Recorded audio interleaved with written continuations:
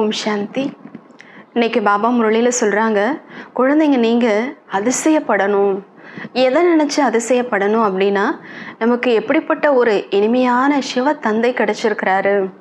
அவருக்குன்னு சொல்லி எந்த ஒரு ஆசையுமே கிடையாது. ஆனால் அவர் எவ்வளோ பெரிய வள்ளலாக இருக்காரு. நம்ம எல்லாருக்குமே நிரப்பி கொடுக்கக்கூடிய வள்ளலாக இருக்காரு. ஆனால் அவருக்கு இமை அளவு கூட தனக்குன்னு சொல்லி எந்த ஒரு ஆசையும் சிறிதளவு கூட அவருக்கு கிடையாது. நம்ம எல்லாருக்குமே கொடுக்கக்கூடியவராக தான் அவர் இருக்காரு. இன்னைக்கு உலகத்தில் மனிதர்களுக்கு எவ்வளோ ஆசைகள் இருக்குது. நான் செல்வந்தர் ஆகணும், நான் அதை ஆகணும், இதை ஆகணும் அப்படின்னு ஆசைப்படுறாங்க. இன்னைக்கு ஒரு பெரிய சாது சன்னியாசிகள் இருக்காங்க. சொல்லலாம், நான் எதையும் அனுபவிக்காதவன், எனக்கு எந்த விதமான பலனும் நான் எதிர்பார்க்கறது இல்லை அப்படின்னு சொல்லலாம். ஆனால் மனிதர்கள் செய்யக்கூடிய ஒவ்வொரு செயல்களுக்கும் அவர்கள் எதிர்பார்த்தாலும் சரி, எதிர்பார்க்கலைனாலும் சரி, அதற்கான பலன் கண்டிப்பாக கிடைச்சிடுது. ஆனால் சிவத்தந்தைக்கு எந்த பலனுமே கிடையாது. ஆனால் அவர் செய்யக்கூடிய செயல்கள் பார்த்தீங்க அப்படின்னா, உலகத்தில் இவ்வளோ உயர்வான செயல். குழந்தைகளை குணமிக்கவர்களை ஆக்கணும் அப்படிங்கிறது தான் பாபாவுடைய விருப்பமாக இருக்கு. நம்ம எல்லாரையுமே தேவதையாக்கணும், உயர்ந்த நிலைக்கு கொண்டு போகணும் அப்படிங்கிறது தான் சிவபாபாவுடைய விருப்பமாக இருக்கு. ஆனால் தனக்குன்னு எந்த விருப்பமும் அவருக்கு கிடையாது. ஸோ அப்படிப்பட்ட ஒரு தந்தை நமக்கு கிடைச்சிருக்கிறாரு. நம்ம எல்லாருமே அப்படிப்பட்டவருக்கு குழந்தையாக இருக்கிறோம் அப்படின்னு நினச்சி எவ்வளோ சந்தோஷப்படணும், ஆச்சரியப்படணும் அப்படிங்கிறார் பாபா.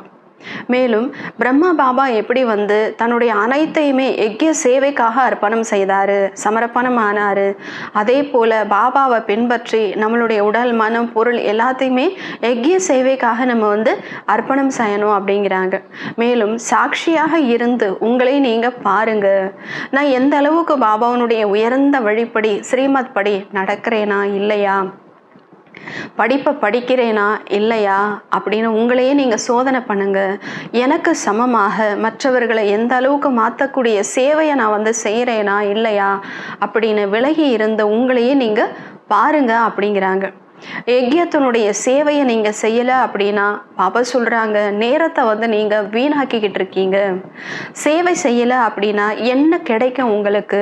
உயர்ந்த பதவி சேவையின் மூலமாக தான் நம்ம அடைய முடியும். எல்லாத்துக்குமே ஆதாரம் சேவை மற்றும் படிப்பு தான் அப்படிங்கிறாங்க. மேலும் பாபா சொல்லி கொடுக்கக்கூடிய படிப்பை நல்ல முறையில் நம்ம படிக்கணும், பாபாவை சந்தோஷப்படுத்தணும். எப்படி ஒரு ஸ்கூலில் டீச்சர் இருக்கிறாங்க அப்படின்னா, என்னுடைய குழந்தைங்க நல்லா படிக்கணும், படிக்கக்கூடிய மாணவர்களை பார்த்து சந்தோஷப்படுவாங்க, இவங்க நல்லா படித்து என்னுடைய பேரை உயர்த்துவாங்க அப்படின்னு சொல்லி, அதே போல தான் சிவபாபாவுக்கு கூட நம்ம மேலே ஆசை வச்சிருக்கிறாரு, விருப்பம் வச்சிருக்கிறாரு. என்னுடைய குழந்தைங்க நல்லா படித்து என்னுடைய பேரை உயர்த்தணும் அப்படின்னு சொல்லி விருப்பம் வச்சிருக்கிறாரு. அப்போ அதுபோல் பாபாவுடைய உயர்ந்த குழந்தைகளாக, படிப்பை படிக்கக்கூடிய குழந்தைகளாக நம்ம இருக்கணும், சேவை செய்யக்கூடிய குழந்தைகளாக நம்ம இருக்கணும். இதுதான் அவருடைய விருப்பம். வேற எந்த விருப்பமும் தனக்கு அப்படின்னு சிவபாபாவுக்கு கிடையாது. வாங்க இன்னைக்கு முழு முரளியை நம்ம விரிவாக பார்க்கலாம். ஓம் சாந்தி. முரளி டேட் 25/1/2024 காலை முரளி பாப்தாதா மதுபன். இனிமையான குழந்தைகளே, நமக்கு எப்படிப்பட்ட ஒரு இனிமையான பாபா கிடைத்திருக்கிறார். அவருக்கு எந்த விதமான ஆசையும் இல்லை மற்றும் எவ்வளவோ பெரிய வள்ளலாகவும் இருக்கின்றார். வாங்க வேண்டும் என்ற ஆசை கொஞ்சம் கூட இல்லை என்று நீங்கள் அதிசயப்பட வேண்டும். கேள்வி: பாபாவின் அதிசயமான நடிப்பு என்ன? 100% ஆசையற்ற பாபா எந்த விருப்பத்துடன் சிருஷ்டிக்கு வந்திருக்கிறார்?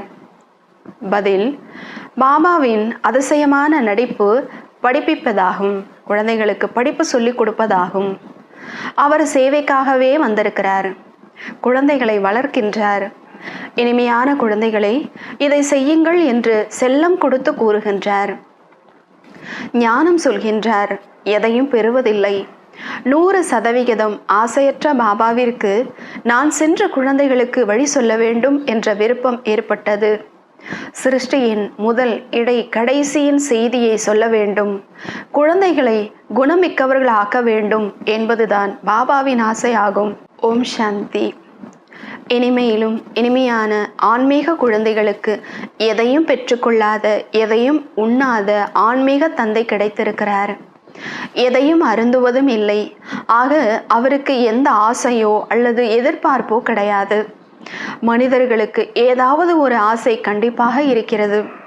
செல்வந்தர்கள் ஆக வேண்டும், இன்னார் ஆக வேண்டும், அது ஆக வேண்டும் என்ற ஆசை இருக்கிறது. சிவதந்தைக்கோ எந்த ஆசையும் கிடையாது.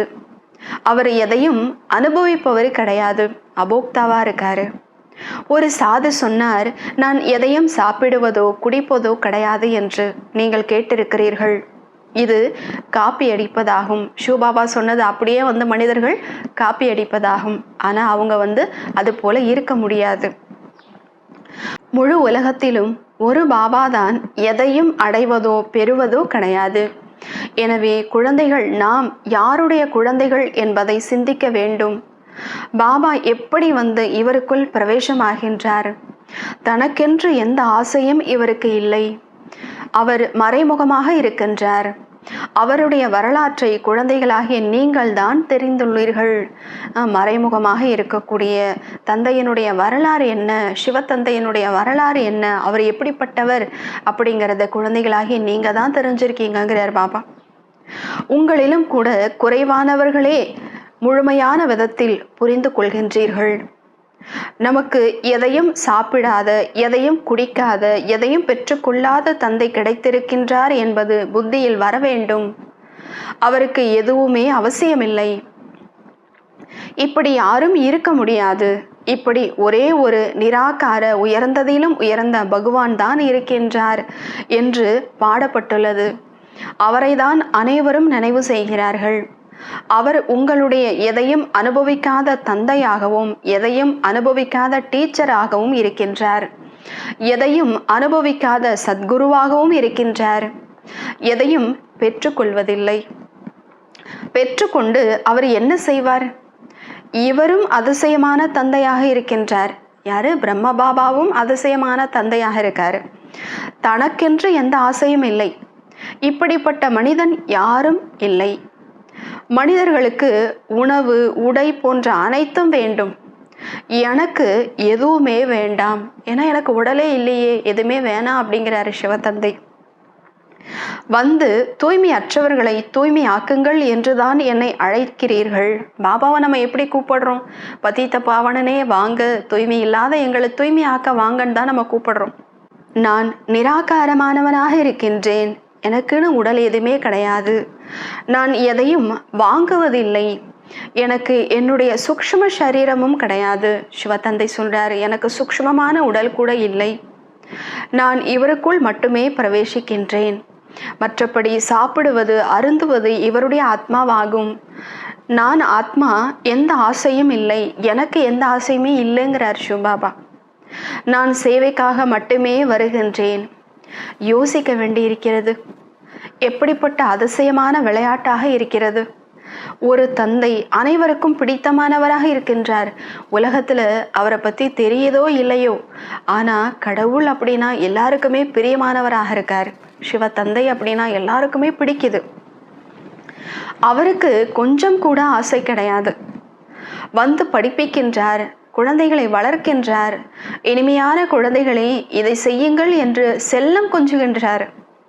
ஞானத்தை கூறுகின்றார். எதையும் வாங்குவதில்லை. செய்பவர், செய்ய வைப்பவர் பாபாவே ஆவார். எதையாவது சிவபாபாவுக்கு கொடுத்தீர்கள் என்று வைத்துக் கொள்ளுங்கள். அவர் என்ன செய்வார்? நான் சிவபாபாவுக்கு கொடுக்குறேன் அப்படின்னு சொல்லி நம்ம கொடுக்குறோம் அப்படின்னா அதை வாங்கி அவர் என்ன செய்வார்? டோலி வாங்கி சாப்பிடுவாரா என்ன?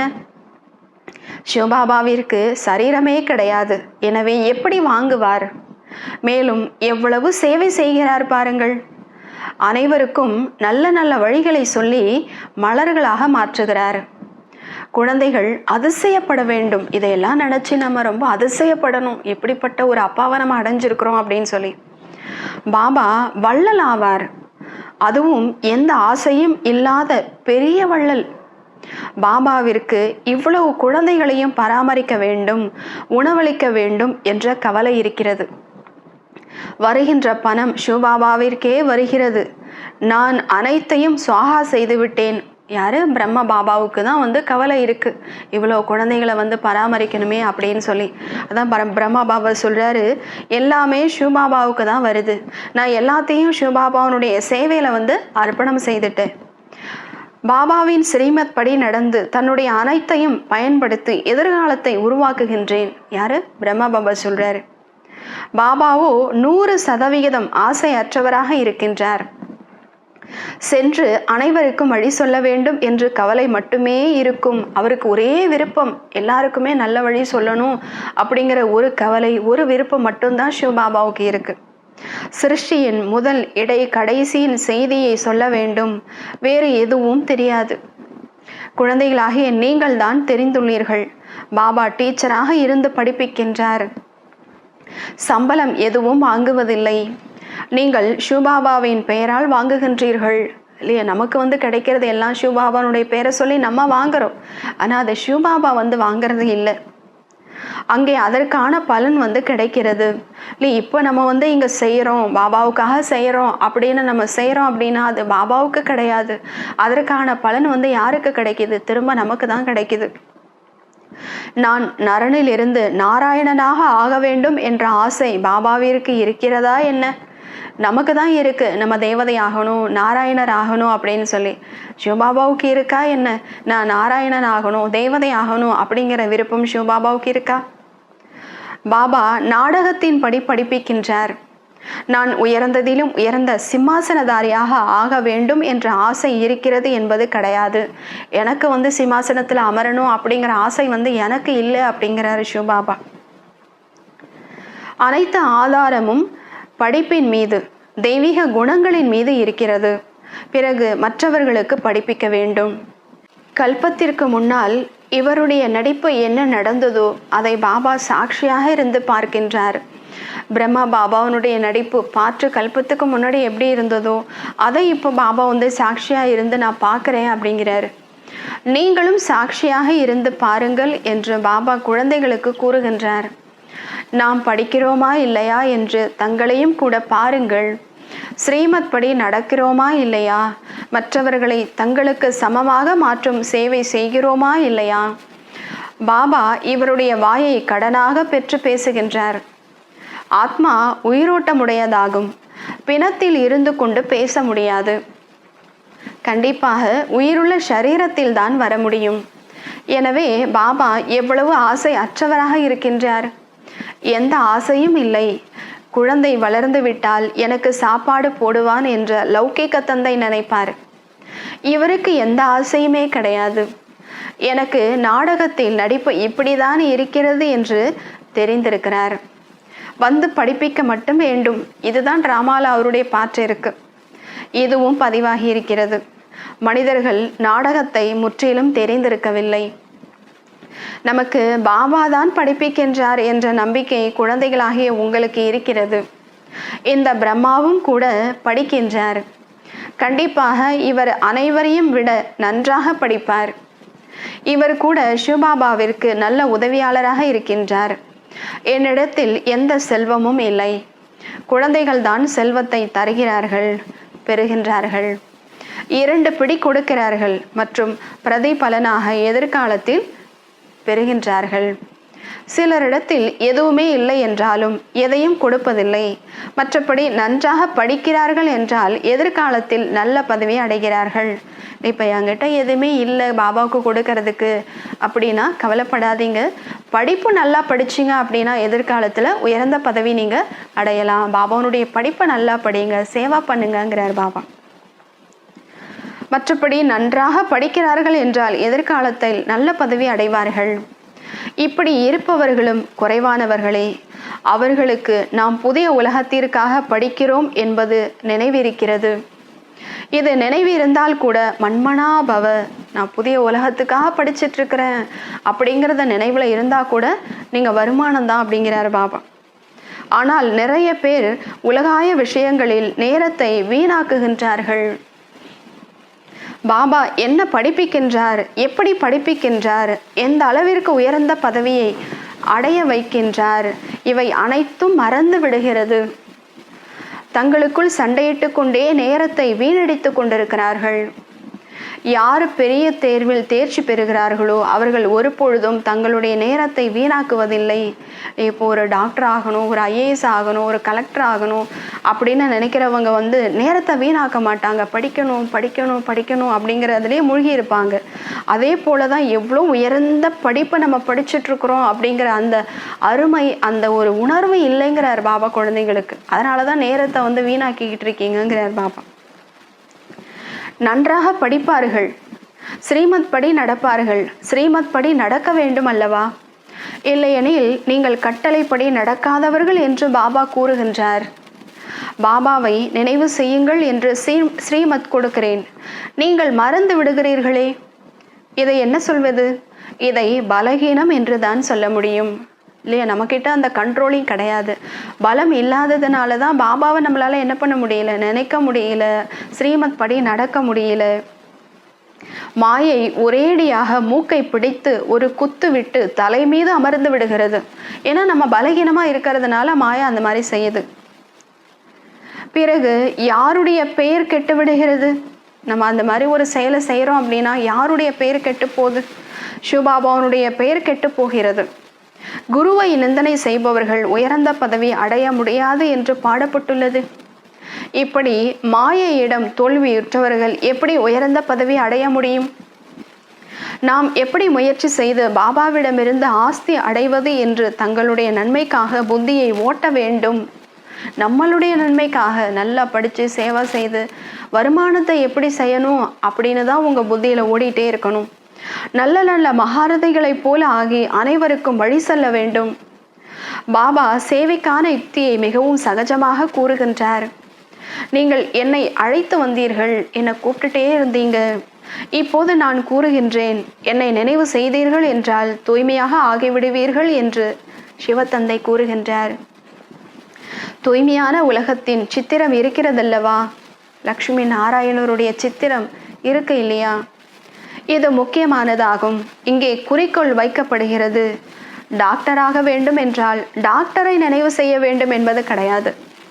வக்கீலாக வேண்டும் என்றால் வக்கீலை நினைவு செய்ய வேண்டும் என்பது கிடையாது. பாபா கூறுகின்றார், என்னை மட்டும் நினைவு செய்யுங்கள். இப்போ நம்ம லக்ஷ்மி நாராயணனுடைய சித்திரத்தை வச்சிருக்கிறோம் அப்படின்னா அதை பார்த்து நான் இது மாதிரி ஆக போகிறேன் அப்படின்னு யாரை நம்ம நினைக்கணும்? சிவத்தந்தையை தான் நம்ம நினைக்கணும். பாபா கூறுகின்றார், என்னை மட்டும் நினைவு செய்யுங்கள். நான் உங்களுடைய மன ஆசைகளை அனைத்தையும் பூர்த்தி செய்யக்கூடியவனாக இருக்கின்றேன். நீங்கள் என்னை மட்டும் நினைவு செய்யுங்கள். மாயை உங்களை எவ்வளவுதான் துன்புறுத்தினாலும் யுத்தம் தான் அல்லவா? அப்போ நீங்கள் யுத்தத்தில் தானே இருக்கீங்க. மாயா உங்களை கஷ்டப்படுத்துது, துன்பப்படுத்துது அப்படின்னா நீங்கள் யுத்த மைதானத்தில் இருக்கீங்க. உடனே வெற்றி அடைந்து விட முடியுமா என்ன? இதுவரை ஒருவர் கூட மாயையின் மீது வெற்றி அடையவில்லை. பொறுமையாக இருங்க, அடைஞ்சிருவீங்க. வெற்றி அடைந்து விட்டால் பிறகு உலகத்தை வென்றவர்களாக இருக்க வேண்டும். நான் அடிமை, உனக்கு நான் அடிமை என்று பாடுகிறார்கள். இங்கே மாயை அடிமையாக்க வேண்டும். அங்கே மாயை ஒருபோதும் துக்கம் கொடுக்காது. சத்தியுகத்தில் மாயாவே இருக்காது. இன்றைக்கு உலகமே மிகவும் அழுக்காக இருக்கிறது. ஒருவர் மற்றவருக்கு துக்கம் கொடுத்து கொண்டே இருக்கிறார்கள். எவ்வளவு இனிமையான பாபா, அவருக்கு தனக்கென்று எந்த ஆசையும் இல்லை. நாங்கள் சிவபாபாவை ஏற்றுக்கொள்கிறோம், பிரம்மா பாபாவை ஏற்றுக்கொள்ள மாட்டோம் என்று சொல்கிறார்கள். இப்படிப்பட்ட பாபாவை நினைவு செய்வதில்லை. ஆனால் இவர்கள் இருவரும் சேர்ந்தே இருக்கிறார்கள். தரகர் இல்லாமல் வியாபாரம் நடக்காது. பாபாவின் ரதமாவார். இவருடைய பெயரே பாக்கியசாலி ரதமாகும். அனைவரிலும் நம்பர் 1 உயர்ந்தவர் இவர் என்பதை நீங்கள் தெரிந்துள்ளீர்கள். வகுப்பில் மாணவ தலைவனுக்கு மரியாதை இருக்கிறது. லீடருக்கு எல்லாருமே மதிப்பு கொடுக்குறாங்க, மதிப்பு வைக்கிறார்கள். நம்பர் 1 செல்லமான குழந்தையும் இவர்தான் அல்லவா? இங்கேயும் கூட ராஜாக்கள் அனைவரும் இவருக்கு, ஸ்ரீ நாராயணனுக்கு மதிப்பு வைக்க வேண்டும் இல்லையா? இவர் எதிர்காலத்தில் நாராயணராக போகிறாரு. அப்போது இங்கே நீங்கள் அவர் நாராயணர் ராஜா அப்படின்னு நீங்கள் மதிப்பு கொடுக்கணுங்கிறார் பாபா. இதை புரிந்து கொண்டால்தான் மதிப்பு வைக்க புத்தி வரும் அப்படிங்கிறார். இவர் யாரு, என்ன ஆக போறாரு அப்படின்னு நினைச்சிட்டீங்க அப்படின்னா கண்டிப்பாக அவர் மீது நீங்க மதிப்பு வைப்பு போறீங்க. உலக மகாராஜன் அவரு, நாராயணர் அவரு, அப்படி நினைச்சீங்கன்னா தான் மதிப்பு வைப்பீங்கிறாரு. இங்கே மதிப்பு வைக்க கற்றுக்கொண்டால்தான் அங்கேயும் மதிப்பு வைப்பீர்கள். இல்லையென்றால் என்ன கிடைக்கும்? சிவபாபாவை கூட நினைவு செய்ய முடியாது. நினைவின் மூலம்தான் உங்களுடைய படகு அக்கறை சேருகிறது என்று பாபா கூறுகின்றார். எல்லையற்ற ராஜ்யத்தை கொடுக்கின்றார். அப்படிப்பட்ட பாபாவை எந்த அளவு நினைவு செய்ய வேண்டும்? உள்ளுக்குள் எவ்வளவு அன்பு இருக்க வேண்டும்? இவருக்கு, பிரம்மா பாபாவிற்கு சிவபாபா மீது எவ்வளவு அன்பு இருக்கிறது பாருங்கள். அன்பு இருக்கிறது. ஆகையினால்தான் தங்க பாத்திரமாக ஆனார். யாருடைய பாத்திரம் தங்கமாக இருக்கிறதோ அவர்களுடைய நடத்தை மிகவும் முதல் தரமானதாக இருக்கும். நாடகத்தின்படி ராஜ்யம் ஸ்தாபனை ஆக வேண்டும். அதில் எல்லா விதமானவர்களும் வேண்டும். குழந்தைகளே, உங்களுக்கு ஒருபோதும் கோபம் வரக்கூடாது என்று பாபா புரிய வைக்கின்றார். ஒருவேளை நாம் சேவை செய்யவில்லை என்றால் நேரத்தை வீணாக்கி கொண்டிருக்கிறோம் என்று புரிந்து கொள்ள வேண்டும். சிவபாபாவின் யஜ்யத்தின் சேவையை யாராவது செய்யவில்லை என்றால் என்ன கிடைக்கும்? சேவாதாரிகள் தான் உயர்ந்த பதவி அடைவார்கள். தங்களுக்கு நன்மை செய்வதற்கு ஆர்வம் வைக்க வேண்டும் இல்லையா? நமக்கு நாம சேவை செய்யறதுக்கு, நன்மை அடையிறதுக்கு ஆர்வம் வைக்கணும் அப்படிங்கிறாரு. பாபாவுடைய யஜ்ய சேவை அப்படிங்கிறது யாருக்காக செய்யக்கூடியது கிடையாது. நான் யஜ்ய சேவை செய்கிறேன் அப்படின்னா அது எனக்கு தான் வருமானம். சம்பாதிக்கிறாங்க அப்படின்னா மற்றவங்க சம்பாதிக்கிறாங்களா இல்லையா அப்படின்னு பார்க்க மாட்டாங்க. எனக்கு எவ்வளோ வருமானம் வருது, எனக்கு எவ்வளோ வருமானம் வருது அப்படின்னு தான் பார்ப்பாங்க. அதே போல தான் எங்கேயே சேவை அப்படிங்கிறது கூட நமக்கு நாம புண்ணியத்தை சேர்த்துக்கிறது. இதில் மற்றவங்க செய்கிறாங்களோ இல்லையோ நான் எவ்வளோ செய்கிறேன் அப்படிங்கிறத தான் நம்ம பார்க்கணும்.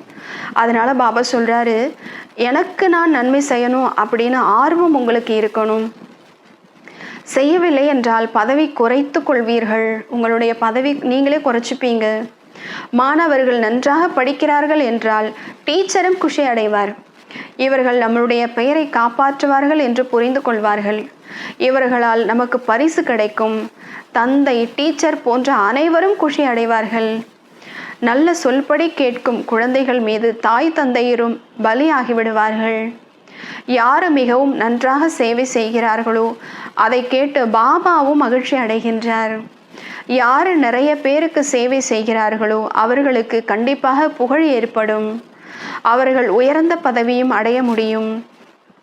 இரவும் பகலும் அவர்களுக்கு சேவையை பற்றிய கவலைதான் இருக்கிறது. சாப்பாட்டை பற்றிய கவலை கொள்வதில்லை. புரிய வைத்து தொண்டை கட்டிக்கொள்கிறது. அப்படிப்பட்ட செல்ல சேவாதாரி குழந்தைகள் தான் உயர்ந்த பதவியை அடைய முடியும். இது 21 பிறவிகளின் விஷயமாகும். அதுவும் கல்பம் கல்பத்திற்குமாகும். எப்போது முடிவு தெரியுமோ அப்போது எவ்வளவு சேவை செய்துள்ளார்கள் என்பது புரியும். எவ்வளவு பேருக்கு வழி சொல்லி இருக்கிறார்கள். குணங்களையும் கூட மாற்றுவது அவசியமாகும். அப்படியே நான் சேவை பண்ணிட்டே இருக்கிறேன் அப்படி மட்டும் இருந்தால் மட்டும் பத்தாதுங்கிறாரு. நம்மளுடைய குணங்களையும் நம்ம என்ன பண்ணிக்கணும்? மாற்றிக்கொள்ளணும். மகாரதி, குதிரைப்படை, காலாட்படை என்று பெயர் இருக்கிறதல்லவா? நாம் செல்வத்தினால் உதவி செய்கிறோம். ஆகையினால் நம்முடைய பதவி உயர்ந்ததாக இருக்கும் என்று யாரும் புரிந்து கொள்ளக்கூடாது. இது முற்றிலும் தவறாகும். அனைத்தும் சேவை மற்றும் படிப்பில் தான் ஆதரிக்கப்பட்டிருக்கிறது. குழந்தைகளே, படித்து உயர்ந்த பதவி அடைய வேண்டும் என்று பாபா மிகவும் நல்ல விதத்தில் புரிய வைத்து கொண்டே இருக்கின்றார். கல்பம் கல்பத்திற்கும் தங்களுக்கு நஷ்டத்தை ஏற்படுத்தாதீர்கள். இப்போ நம்ம செய்யலை அப்படின்னா ஒவ்வொரு கல்பத்திலையும் அதே மாதிரி தானே ஃபிக்ஸ் ஆகிடுது. யாரு தங்களுக்கு நஷ்டத்தை ஏற்படுத்தி கொண்டிருக்கிறார்கள் என்று இவர்களுக்கு தெரியவில்லை இல்லையா? நம்ம நஷ்டத்தை ஏற்படுத்துகிறோம் அப்படின்னா யாருக்கோ நஷ்டத்தை நம்ம ஏற்படுத்தலை, நமக்கு நாமே தான் நம்ம நஷ்டத்தை ஏற்படுத்திக்கிறோம். இதை பாபா பார்த்து கொண்டிருக்கிறார். நாம் பணத்தை கொடுக்கிறோம், ஆகையினால் மாலையில் அருகாமையில் வருவோம் என்று குஷி ஆகிவிடாதீர்கள். பணம் கொடுத்திருக்கலாம், ஆனால் ஞானத்தை தாரணை செய்யவில்லை. யோகத்தில் இருக்கவில்லை என்றால் எந்த காரியத்திற்கும் பயன்படாதவர்களாகிவிடுவீர்கள். இறக்கப்படவில்லை என்றால் பாபாவை எங்கே பின்பற்றுகின்றீர்கள்? இல்லையா? மற்றவங்கள் மீது இறக்க வரணும். ஐயோ, பாபாவனுடைய செய்தியை தெரியாமல் எவ்வளோ குழந்தைங்க துக்கப்படுறாங்க, கஷ்டப்படுறாங்க, நம்மளும் பாபாவனுடைய ஞானத்தை தாரணா செய்து மற்றவர்களுக்கு சொல்லி கொடுக்கணும் அப்படின்னு இறக்கம் வரலை அப்படின்னா நீங்கள் பாபாவை எங்கே பின்பற்றுறீங்க? ஏன்னா பாபாவுக்கு அவ்வளோ இறக்கம் நம்ம மீது இருக்கு இல்லையா? பாபா குழந்தைகளை மலராக்கவே வந்துள்ளார். யார் நிறைய பேரை மலர்களாக மாற்றுவார்களோ அவர்களுக்கு பாபாவும் பலியாவார். பாபாவே பலியாகிறாராம்.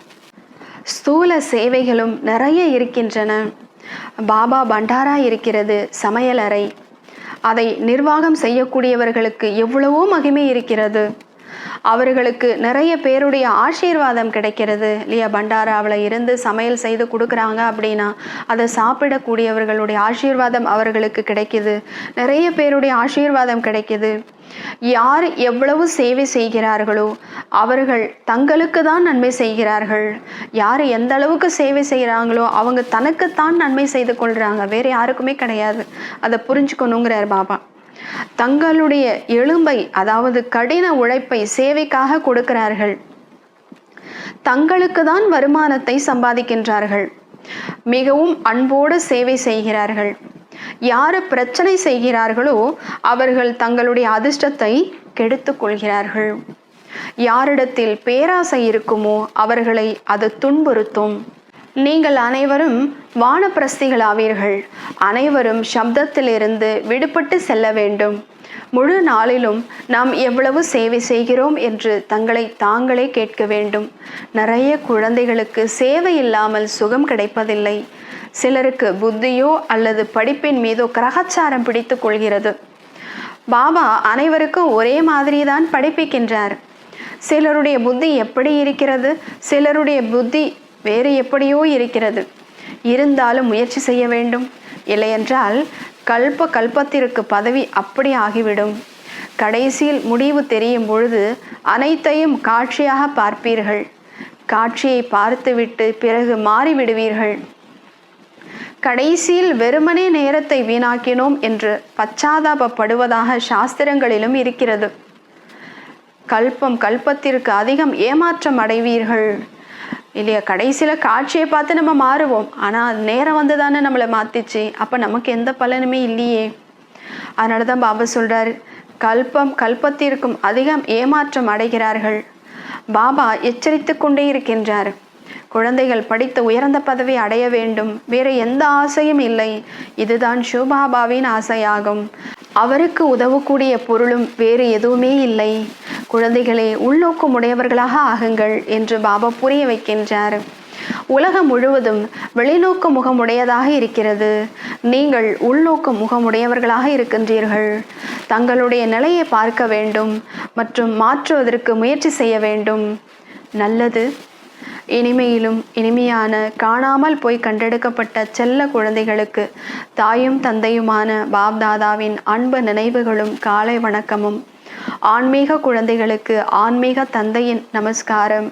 ஆன்மீக தந்தைக்கு ஆன்மீக குழந்தைகளின் நமஸ்காரம். நன்றி பாபா. தேங்க்ஸ் பாபா. தாரணைக்கான முக்கிய சாரம். முரளியிலிருந்து நடைமுறை செய்வதற்காக முக்கியமான 2 பாயிண்ட்ஸு. முதலாவது, சாட்சியாக இருந்து தங்களுடைய நடிப்பை பாருங்கள். நாம் நல்ல விதத்தில் படித்து மற்றவர்களுக்கு படிப்பிக்கிறோமா இல்லையா? தங்களுக்கு சமமாக மாற்றும் சேவை செய்கிறோமா? தங்களுடைய நேரத்தை உலகாய விஷயங்களில் வீணாக்காதீர்கள். இரண்டாவது, உள்நோக்கு முகமுடையவர்களாக ஆகி தங்களை தாங்களே மாற்றிக்கொள்ள வேண்டும். தங்களுடைய நன்மையில் ஆர்வம் வைக்க வேண்டும். சேவையில் பிஸியாக இருக்க வேண்டும். பாபாவிற்கு சமமாக கண்டிப்பாக இரக்க மனமுடையவர்களாக ஆக வேண்டும். இன்றைய வரதானம், ஒவ்வொரு நேரமும் தனது பார்வை, உள் உணர்வு, செயலின் மூலம் சேவை செய்யக்கூடிய உறுதியான பக்காவான சேவாதாரி ஆகுங்கள். ஒவ்வொரு நேரமும் தனது பார்வை, உள் உணர்வு, செயலின் மூலம் சேவை செய்யக்கூடிய உறுதியான பக்காவான சேவாதாரி ஆகுங்கள். விளக்கம்: சேவாதாரி என்றாலே ஒவ்வொரு நேரமும் சிரேஷ்ட பார்வையினால், உள் உணர்வினால், செயலினால் சேவை செய்யக்கூடிய. யாரை உயர்ந்த பார்வையோடு பார்க்கிறீர்கள் என்றால் அந்த பார்வையும் கூட சேவை செய்கிறது. உள் உணர்வினால் வாயு மண்டலம் சூழ்நிலை உருவாகிறது. எந்த காரியம் நினைவில் இருந்து கொண்டு செய்கின்றீர்கள் என்றால் வாயு மண்டலம் சுத்தமாகி விடுகிறது. பிராமண வாழ்க்கையின் சுவாசம் சேவையாகும். சுவாசம் நடைபெறவில்லை என்றால் மயக்கம் அடைந்து விடுகிறார்கள். சுவாசம் குறைவானாலும் சரி இல்லைனாலும் சரி மயக்கம் போட்டு விழுந்துடுறாங்க. அப்படிப்பட்ட பிராமண ஆத்மாக்கள் சேவையில் பிஸியாக இல்லை என்றால் மயக்கம் அடைந்து விடுகிறார்கள் இல்லையா? நம்மளுடைய மூச்சே சேவை தான். சேவை இல்லை அப்படின்னா நம்ம மயங்கி போயிடுவோம். ஆகையால் எந்த அளவு அன்பானவராகி அந்த அளவு சகயோகியாகவும் சேவாதாரியாகவும் ஆகுங்கள். எந்த அளவுக்கு நம்ம அன்பானவராக ஆகிறோமோ அந்த அளவு சகயோகியாகவும் ஆகணும், சேவாதாரியாகவும் நம்ம ஆகணும். ஸ்லோகன்: சேவையை விளையாட்டாக புரிந்து கொண்டால் களைப்படைய மாட்டீர்கள், சதா லேசாக இருப்பீர்கள். சேவையை விளையாட்டாக புரிந்து கொண்டால் களைப்படைய மாட்டீர்கள், சதா லேசாக இருப்பீர்கள். நல்லது. ஓம் சாந்தி.